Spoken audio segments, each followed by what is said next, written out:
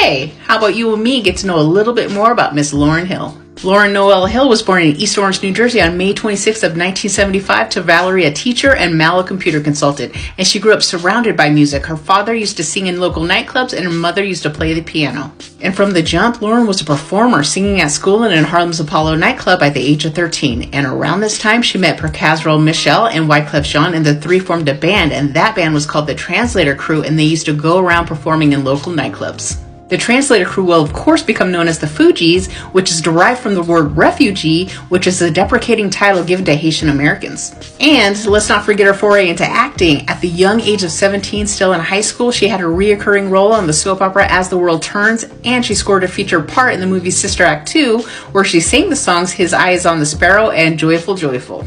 But Hollywood wasn't her future. Instead, she enrolled in Columbia University in 1993, where she studied for 1 year before she realized music was where she wanted to be. Then the Fugees released their first album, Blunted on Reality. However, that was met with mixed reviews and poor sales. But with the help of producer Salam Remy, who remixed some of their songs, they won over some new fans. 2 years later, in 1996, the Fugees released their hugely successful second album, The Score, featuring the singles Fuji Law, Ready or Not, and Killing Me Softly. And this album showed exactly what Lauryn could do. It sold 17 million copies, and it cemented them as the highest-selling rap group of all time.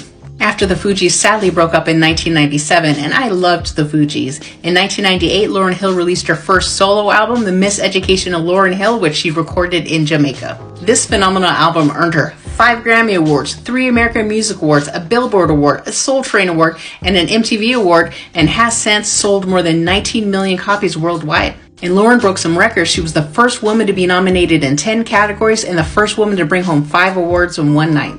In addition to her own performing schedule, she co-produced Carlos Santana's Supernatural album, and that album won a Grammy for Album of the Year, and that made her the first female artist to win Album of the Year for 2 consecutive years. And at the height of her career, just like that, she was gone. She hated fame, she didn't like the limelight, so she retreated to take care of her family and focus on spirituality. She did reemerge in 2002 doing the MTV Acoustic Unplugged album. Then in 2003, she sang for a Christmas concert at the Vatican. But it was her arrest and imprisonment for not paying taxes in 2013 that got everyone's attention, and really her fans were not that sympathetic because she's known to not show up at concerts or show up really late. Despite her personal and career ups and downs, she is recognized as one of the most iconic, genre-defining artists of our time.